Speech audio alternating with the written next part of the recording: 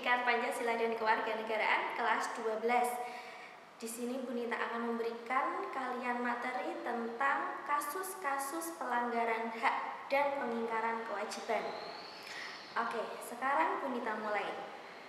Hak itu apa sih? Kalian punya hak? Ya, tentu. Kalian ketika mempunyai hak itu berarti kalian bisa menuntut apa yang seharusnya kalian dapatkan. Entah itu dari orang tua, entah itu dari negara, entah itu dari instansi manapun. Itu tentang hak. Jadi bisa kita simpulkan apa sih yang dimaksud dengan hak? Hak adalah sesuatu yang seharusnya kalian dapatkan dan itu wajib kalian bisa mendapatkan sepenuhnya. Kalau misal, loh Bu, kita ada misal haknya seperti ini, hak saya itu adalah mendapatkan penghidupan yang layak atau mendapatkan kasih sayang orang tua. Tapi ternyata orang tua saya sibuk atau orang tua saya tidak memperhatikan saya. Nah, nanti kita akan ke sana membahas kasus-kasus contoh pelanggaran hak kalian. Sebelum sampai ke sana, tahu nggak sih sebenarnya hak kalian itu tercantum dalam Undang-Undang Dasar tahun 1945. Ketika hak kalian tercantum di sana, otomatis berarti hak kalian itu dilindungi oleh hukum dan negara Republik Indonesia. Itu sebabnya ketika ada hak kalian yang dilanggar, kalian bisa untuk menuntutnya. Nah, hak kalian tercantum di pasal apa saja? Jangan lupa ketika pelajaran PPKN siapkan Undang-Undang Dasar 1945. Kenapa? Karena itu adalah pedoman. Kalau kita orang Islam, pedoman kita adalah Al-Quran. Kalau pelajaran PPKN, kalian harus mempunyai Undang-Undang Dasar 1945. Murah kok, cuma 2.500-an paling yang kecil. Nah, di sini di dalam UUD 1945, hak kalian itu tercantum dalam beberapa pasal. Contohnya ada pasal 27, ada pasal 28. 28 itu adalah membahas tentang hak kalian yang sangat kompleks dari A sampai C. Nah, selain itu ada juga yang mengurusi tentang di dalamnya ekonomi, hak hidup, hak berpolitik, ada semuanya di pasal 28. Lalu di sini selain pasal 28 ada juga pasal 29, pasal 30, pasal 31, pasal 32, 33 dan 34. Di situ semuanya mengurusi tentang hak kalian. Hak apa saja? Silahkan nanti kalian buka Undang-Undang Dasar 1945. Itu tentang hak. Jadi kita ulangi lagi tadi, hak itu apa? Hak adalah sesuatu yang harus kalian dapatkan, sesuatu yang harus kita dapatkan. Semuanya tercantum, semuanya ada dalam tata hukum negara kita. Itu tentang hak. Poin selanjutnya adalah tentang kewajiban. Kewajiban itu apa sih? Nah, kalau hak tadi adalah sesuatu yang harus kita dapatkan, kalau kewajiban itu sesuatu yang harus kita lakukan. Kita wajib untuk melakukannya. Ketika kita tidak melakukannya, kita akan terkena sanksi. Jadi ada reward dan punishment di sini. Kewajiban itu tentunya banyak. Kewajiban sebagai seorang murid, kewajiban sebagai seorang anak, kewajiban sebagai seorang warga negara. Sama dengan hak yang tadi dicantumkan dalam UUD 1945, kewajiban kalian pun sama, ada dalam Undang-Undang Dasar 1945. Kewajiban kalian terdapat di pasal berapa? Ayo silahkan dibuka lagi UUD-nya. Kewajiban kita tertuang dalam pasal-pasal UUD 1945, diantaranya pasal 27, 28, 30, dan 31. Tentang apa aja di situ? Silahkan kalian buka, kalian baca, kalian lihat intinya seperti apa. Itu untuk kewajiban. Nah, kewajiban itu tadi apa anak-anak? Mari kita ulangi. Kewajiban adalah sesuatu yang wajib yang harus kita lakukan. Selain yang tertuang dalam pasal UUD 1945 tadi, pasal 27, 28, 30, dan 31, tentunya sebagai seorang anak, kalian juga mempunyai kewajiban kepada siapa? Orang tua. Kewajiban kepada sesama, lingkungan sosial. Sebagai seorang murid, kewajiban kalian apa? Kepada guru, kepada instansi sekolah.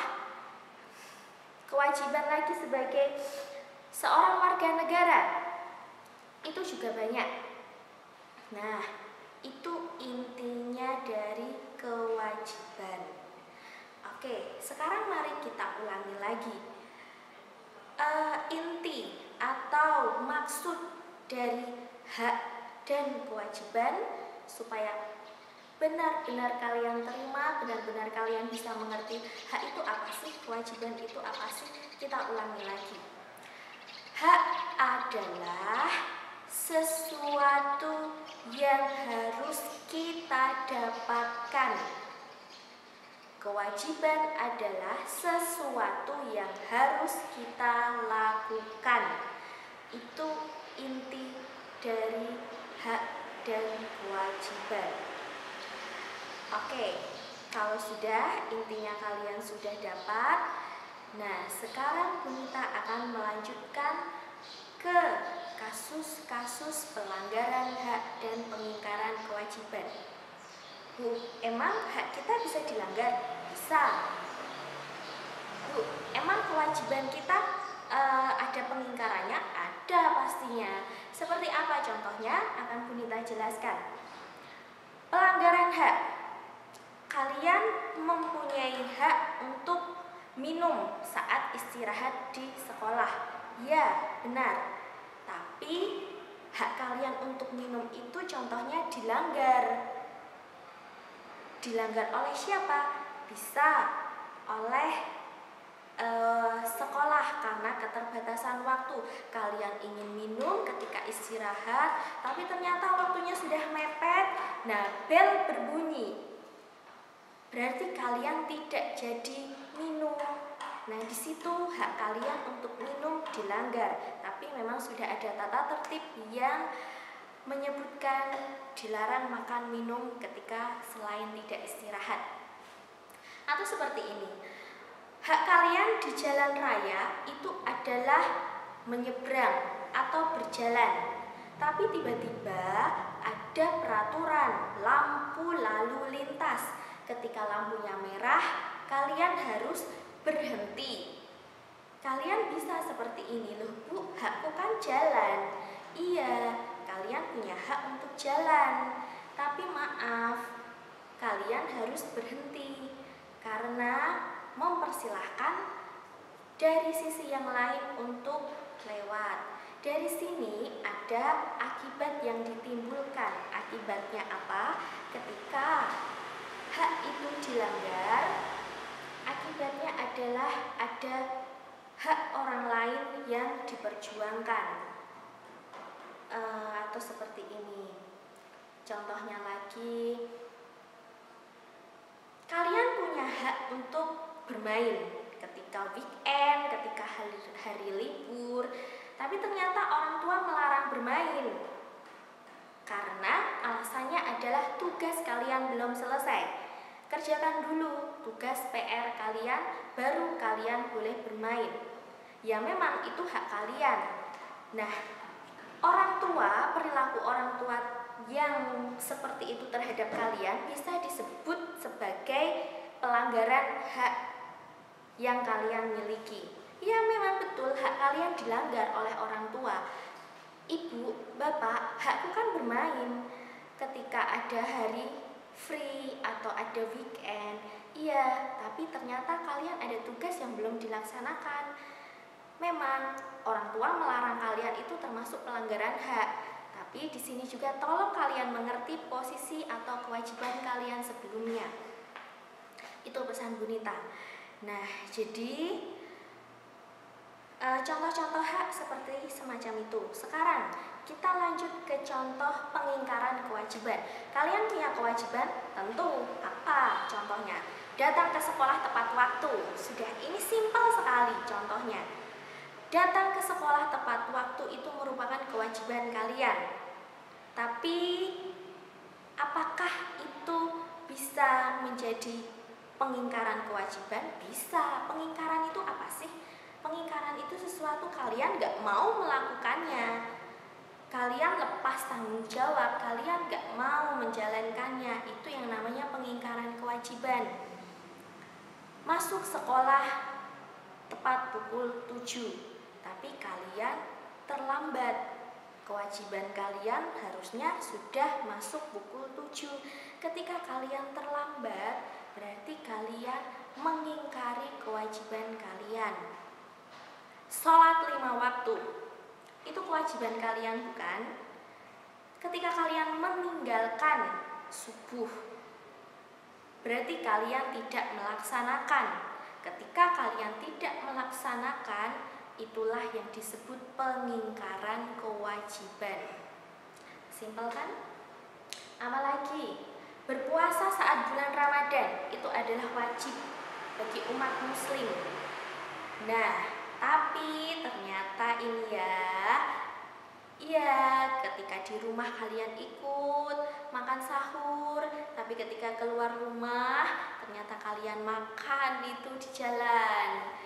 Kalian menjalankan kewajiban ikut sahur, tapi ternyata di tengah jalan terputuslah oleh apa? Ya, kalian membatalkannya sendiri.